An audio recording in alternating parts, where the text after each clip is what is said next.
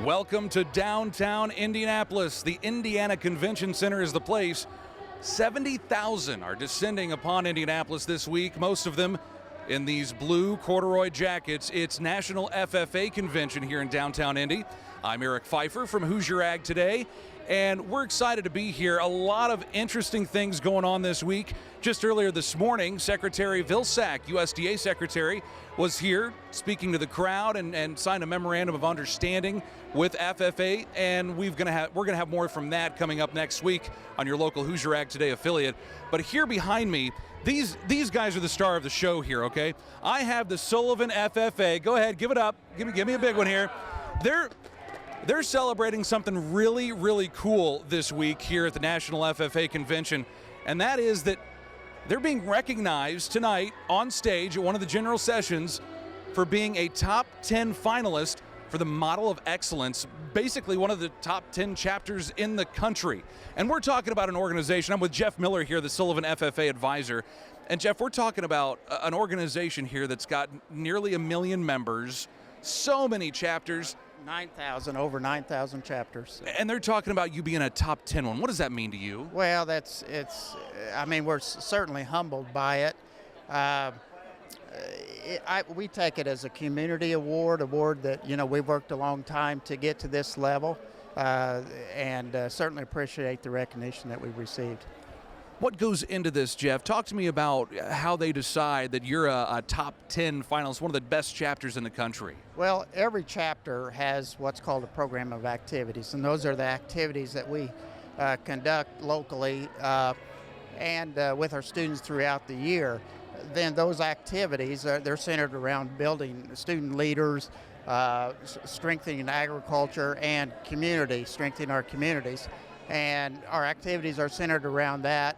We fill out an initial application, and at the state level, we're named a top 10 in the state and then on to the national. The students here involved, fill out the application. We had 3 then compete as a finalist with an interview that was done via Zoom all over the country. Jeff, I want to move over here to the students because, again, they're the stars here, right? Absolutely. Exactly. They're the ones making this thing run. Michaela Hitt is with us here. Michaela, talk about this process and talk about what it means to be hitting that stage tonight, representing one of the top 10 chapters in the country. So just finding out that we had received this honor was just overwhelming and so exciting to know that you've achieved something so prestigious and so high. It's definitely something we'll never forget. I think that we're just full of so many happy emotions to be able to be on that stage tonight and just being able to receive this honor and just know that what we've done for our chapter and our community is really just being rewarded so highly. What does FFA mean to you? I mean, obviously, to be in this position, to be recognized at the national level, FFA's got to be pretty darn important to you. I really love FFA. It's a very big part of my life. I enjoy the community I've built through it. So to me, I think it just means home. I really love the whole organization and everyone I've met through it and everything I've been blessed to be able to do. Again, we're here at the National FFA Convention, and I want to talk with you now, Sarah Francis. Let's talk here about you actually had an opportunity to compete in something else this week. Talk about that experience here at the National FFA Convention.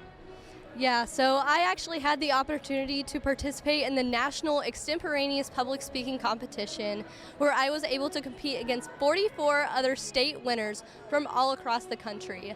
So this contest is referred to as the Ironman competition, and I think that's kind of just a perfect representation of this competition. So you do so much preparation, but genuinely you don't know what they're going to ask you about. So a lot of preparation went into this, just learning about agriculture through participation in my community as well as research about the industry. So I worked really hard, and I am very excited about my performance. Although I did not advance to the next round, I was a bronze finalist, and I am very excited to announce that and just be able to represent the state of Indiana, Section 3, and Sullivan FFA.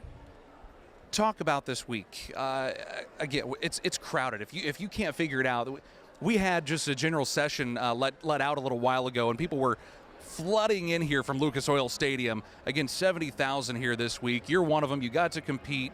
What has this week meant to you?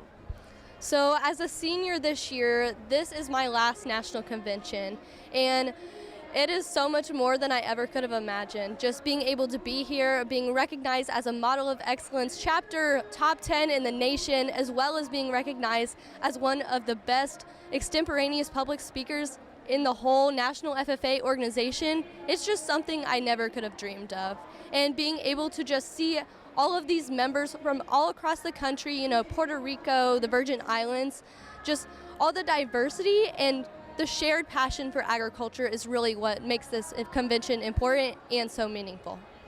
And it's right here in our backyard each and every year now for the foreseeable future, the National FFA Convention right here in downtown Indianapolis. Let's give it up again for the Sullivan FFA. Congratulations. Top 10. That's awesome, guys. Way to go. We're going to have much more coverage from the National FFA Convention continuing this week and into next week, and it's all brought to you by McDonald's of Indiana. They're proud to support kids like these, the future of Indiana and U.S. agriculture. Thanks for joining us here on Hoosier Ag Today. We'll talk again next time. I'm Eric Pfeiffer.